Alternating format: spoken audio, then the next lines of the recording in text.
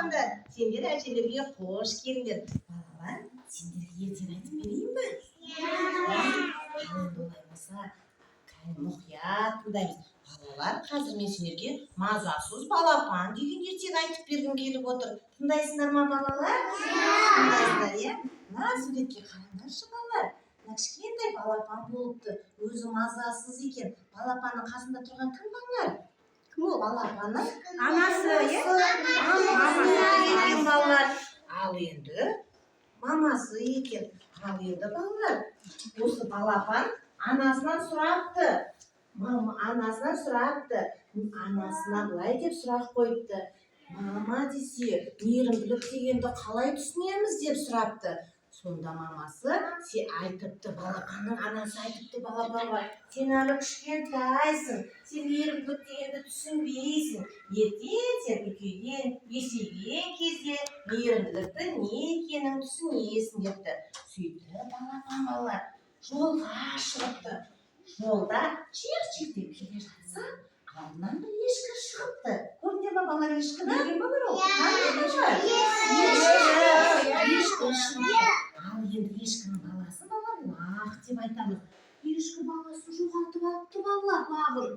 Сосын балапанға айтыпты, балапан, сен маған көмектесші, мен лағымды жоғалтып алдым депті. Сонда балапан ешкіге былай деп жауап беріпті. Жоқ, мен сізге көмектесе алмаймын. Мен мейірімділікті іздеп бара жатырмын деп, менің уақытым жоқ деп, балапан ары қарай жолға шығыпты балалар. Сөйтіп жолға келе жатса, алдынан тышқанмен пих-пих деп тышқанмен құмырсқа шығыпты. Көрдіңдер ме балалар? Міне, тышқанмен құмырсқа шығыпты. Сосын тышқанмен құмырсқа балапанға айтыпты. Балапан, сен бізге көмектесші, сен бізге қайық жасауға жапырақ әкеліп берші депті. Сонда балапан айтыпты, жоқ, менің уақытым жоқ депті. Сөйтіп келе жатса, алдынан кішкентай құмырсқа шығыпты. Құмырсқаны білесіңдер ме балалар? Құмырсқа балапаннан өтініпті. Балапан, сен бізге жапырақ әкеліп берші, біз суда жүзетін қайық бар ғой балалар, сондай жасаймыз жапырақтан депті. Сонда балапан ақырын барыпты да талдан барып жапырақ әкеліп беріпті. Сол кезде барып, тыңдаңдар, жапырақ әкеліп беріпті. Сөйтіп тышқан мен құмырсқа жапырақтан қайық соқты. Сонда тышқан мен құмырсқа балапанға түсіндіріпті.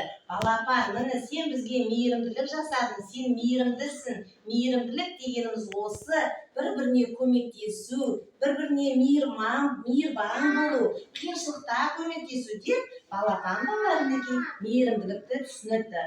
Сол кезде балапан былай депті, мейірімділік деген қандай оп-оңай нәрсе депті балалар. Бірнекей үстіп балалар, бір-бірімізге мейірімді болайық, иә балалар?